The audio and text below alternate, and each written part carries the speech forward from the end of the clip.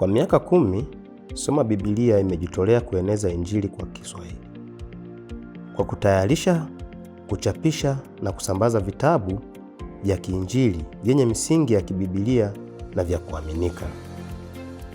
Dhamira yetu ni kulisaidia kanisa na kuimarisha imani ya watu katika maisha ya kila siku. Yote yalianza na maono ya NLM na DLM, kuwafikia watu wanaozungumza Kiswahili kwa neno la Mungu.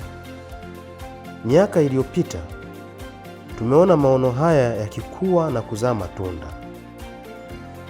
Mashirika haya mawili yaliungana Januari 2015 na kusajiliwa rasmi kama Soma Biblia. Kupitia machapisho na rasilimali zetu, watu wengi wamepata nafasi ya kuchunguza kwa kina neno la Mungu. Hizi hapa ni baadhi ya hadithi zao. Soma Biblia ni msaada mkubwa sana kwa masomo yangu pale chuoni. Kutokana na msaada huo, nimekuja hapa kufuata vitabu muhimu ambavyo najua vitanisaidia kwa mwaka wa 3 na uendelea na mwaka wangu wa mwisho. Tunamshukuru Mungu sana kwa ajili ya idara hii ya Soma Biblia. Kweli imekuwa msaada kwetu kwa mambo mengi. Si mimi, tuna wanafunzi wenzangu wana appreciate idara hii kwamba inatusaidia sana. Asante. Nimetembelea leo katika duka la Soma Biblia. Nimependa kuchukua kitabu cha Hubiri kwa Ujasiri. Mimi ni mhubiri, kwa hiyo ninapenda kujifunza zaidi kutoka kwa wahubiri wengine ili nipate maarifa zaidi, niweze kumjua Mungu zaidi, ili ninapopeleka ujumbe kwa watu nipeleke ujumbe wa kweli kutoka kwa Mungu, sio kwa kutumia akili zangu. Mimi ni mwana maombi.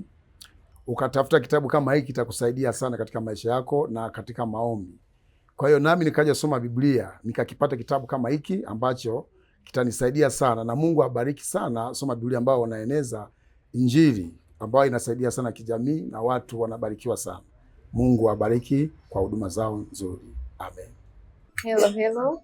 Napenda kuja Soma Biblia kwa sababu napata vitabu mbalimbali ninavyohitaji, lakini pia kwa leo nimependa kuja Soma Biblia kwa ajili ya kuchukua kitabu kwa ajili ya mtoto wangu, kwani napenda pia ajue kusoma Biblia. We have received copies of the Bible in Swahili from Chama cha Biblia Tanzania by Soma Biblia, and we are here. We take them so as we can sell to others and spread the word of God to everyone, as how our Lord Jesus Christ told us to make sure that everybody in the world before the end of the world should read the word.